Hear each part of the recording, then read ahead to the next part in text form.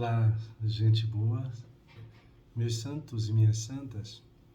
Então aproxima-se a festa da Páscoa, então festa do amor misericordioso e salvador de Deus.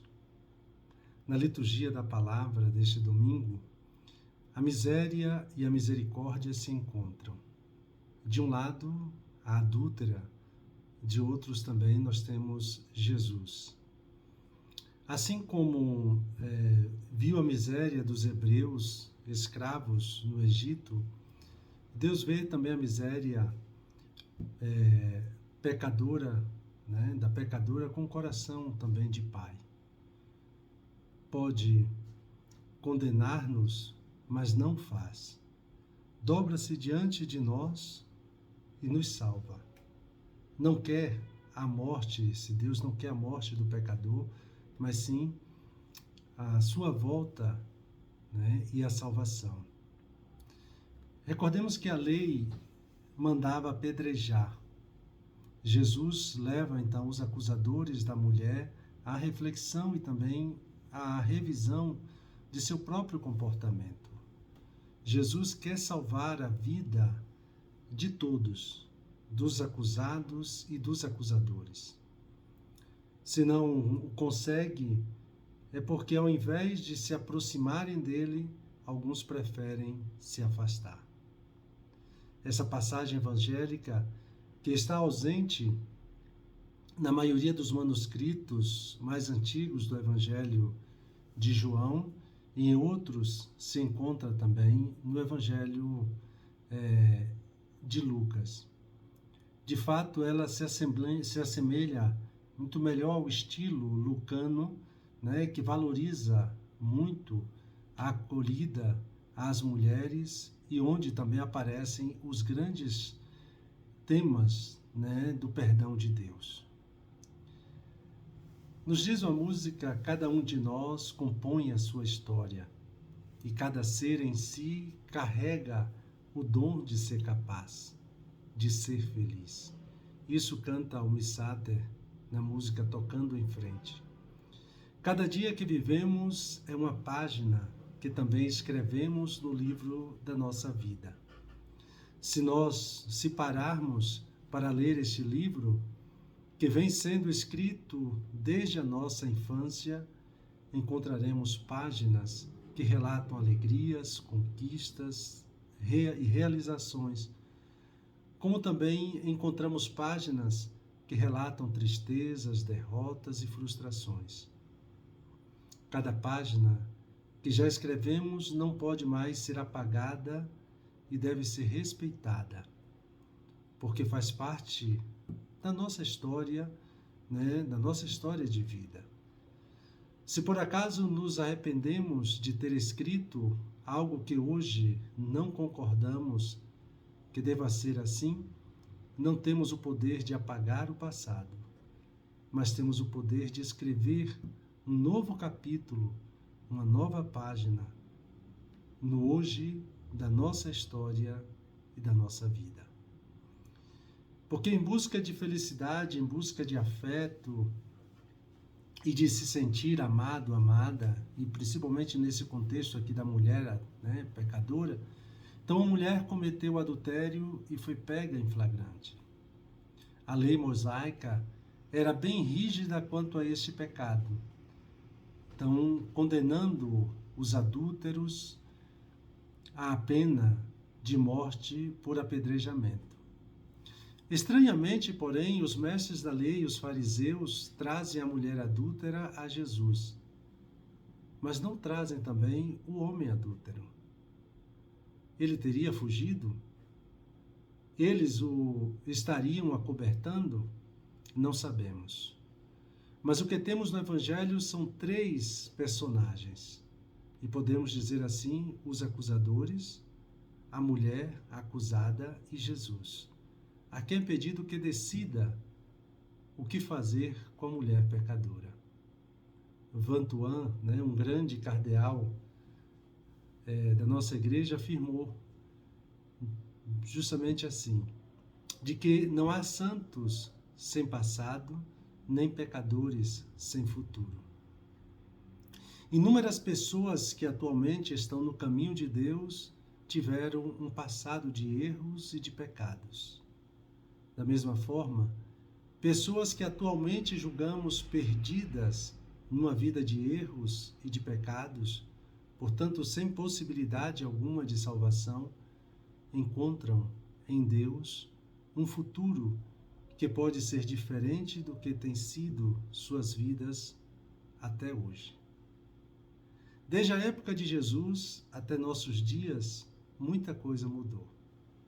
A inversão de valores enfraqueceu as acusações quanto às situações de pecado, substituindo então o sentimento de culpa pelo direito de ser feliz. A própria ideia de pecado foi desmontada, acusando então a igreja de inventar o pecado e de incutir culpa nas pessoas com o objetivo de controlá-las. O resultado disso são dois extremos. De um lado, pessoas que se culpam excessivamente e se condenam, por meio de julgamentos severos, os quais lhes tiram a confiança na misericórdia de Deus, e depois pessoas para as quais os fins de ser feliz justificam os meios, que é pecar, fazendo o que é mal aos olhos de Deus.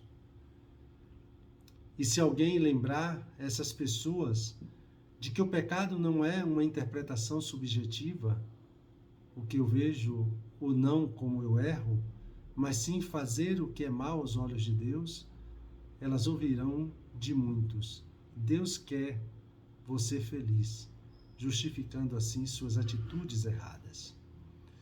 Diante dos acusadores, então, daquela mulher, que exigiam de Jesus uma tomada de posição, autorizaram o não apedrejamento da pecadora, Jesus abaixou-se e começou a escrever no chão com o dedo. Esse gesto de Jesus pode nos lembrar as palavras do profeta Jeremias: todos os que te abandonam, os que se afastam de ti, serão escritos na terra, porque abandonaram a fonte de água viva, o Senhor. Talvez Jesus tivesse escrito no chão os nomes dos pecados dos acusadores da mulher, ou quem sabe, as coisas boas que a mulher fez na vida, para lembrar que nenhum pecado resume a história da vida de uma pessoa. O que mais importa é a resposta de Jesus aos acusadores: quem dentre vós não tiver pecado, seja o primeiro a atirar-lhe uma pedra.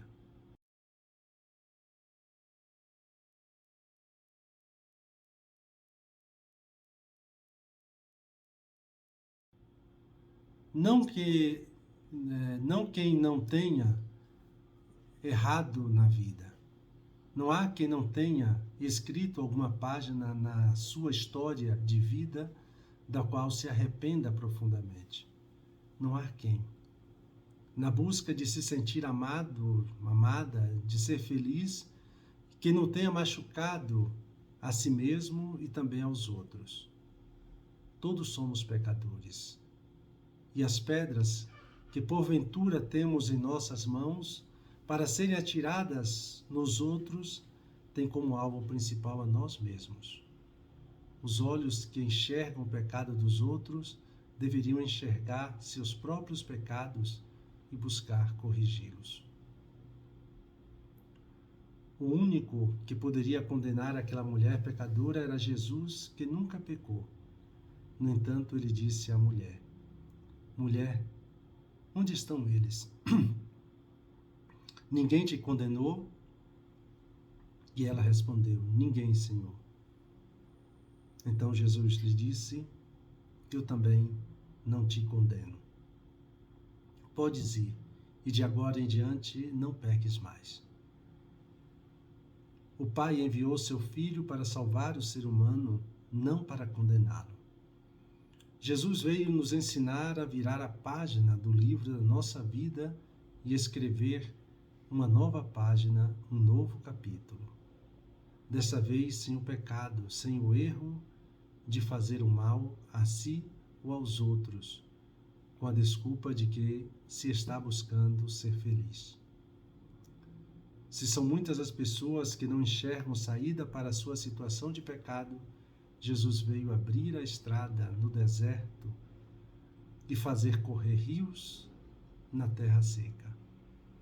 Ele veio nos retirar do sentimento de culpa e de autocondenação e nos convidar a fazer como o apóstolo Paulo. Esquecendo o que fica para trás, eu me lanço para o que está na frente.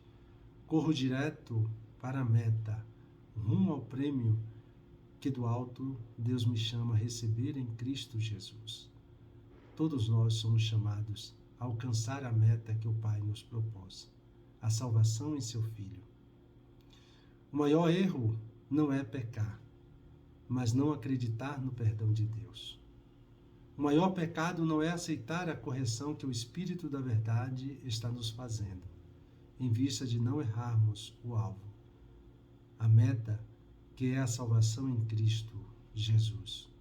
Por isso, o maior erro é desistir de si mesmo, de si mesma, e desistir da vida, fechando-se no círculo vicioso da autocondenação.